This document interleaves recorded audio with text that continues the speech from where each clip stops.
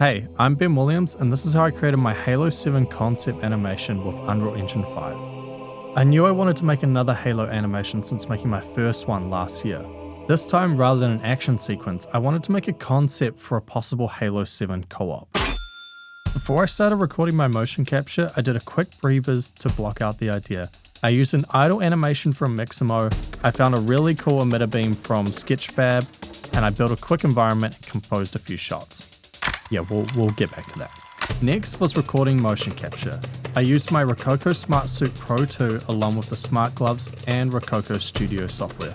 Now, I only have one suit and one of me, so it was time to embody two quite different characters. Chief is more of a solid, stoic, and just overall tanky character. His movements were more subtle and dramatic, whereas Jerome on the other hand had a bit more of a charm and agility to his movements. Once I finished in Rococo Studios, I quickly jumped into their new Studio Preview to use the new motion smoothing feature. This helped to clean up movements before exporting the animations and retargeting in Blender. So remember that desert environment I made during Previs? Yeah, well I wasn't really vibing that anymore, so I rebuilt and relit the scene. Rather than a desert environment, I used Quixel Megascans to build a bit more of a darker, rocky and snowy environment. The only idea I really kept was the composition of the emitter beam in the distance and the two Spartans looking out over the landscape. I also just want to say very quickly, if there's any topic from this video you'd like an actual deep dive and tutorial over, please leave a comment below. I intend to show more of my processes in more detail in the future, but if you let me know any specifics, I can prioritize those videos first.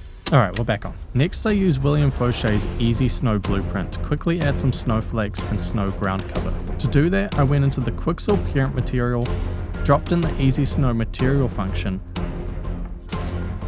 linked everything up as shown, and from there I was able to control the snow cover, direction and more. I'll link the full tutorial down below. Then within my post-processing volume, I extended the max trace distance in the global illumination panel, and that was able to get me those fire reflections within the Spartan visors. Last thing to do was to add some lens flares in engine using the cinematic lens flare blueprint. The blueprint comes with plenty of presets, but you can adjust them all to your liking. Again, there was plenty more I did within Unreal Engine, like using camera shake, anamorphic bokeh, HDRIs and more. So if you'd like to see more detailed tutorials on how to achieve these types of looks, let me know down below. Now, once exported, I took my EXR sequence into DaVinci Resolve.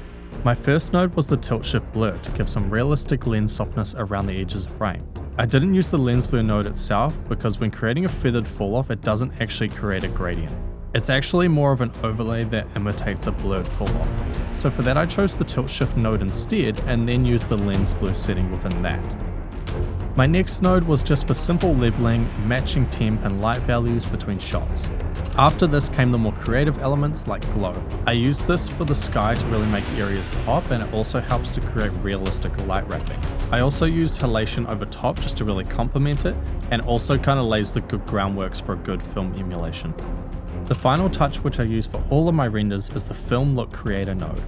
This is where I really finish off the look and embed everything that I've done before. It's got the color blend, the grain, the gate weave. It's really the thing that brings CG looking footage to life and enhances that grounded realism. Almost as if it was shot on an actual camera. And that was it. That was my brief process of creating my Halo 7 concept animation. I hope you enjoyed or learned something, or if there's anything you'd like to discuss more in the comments, I'll see you there. Thanks for watching.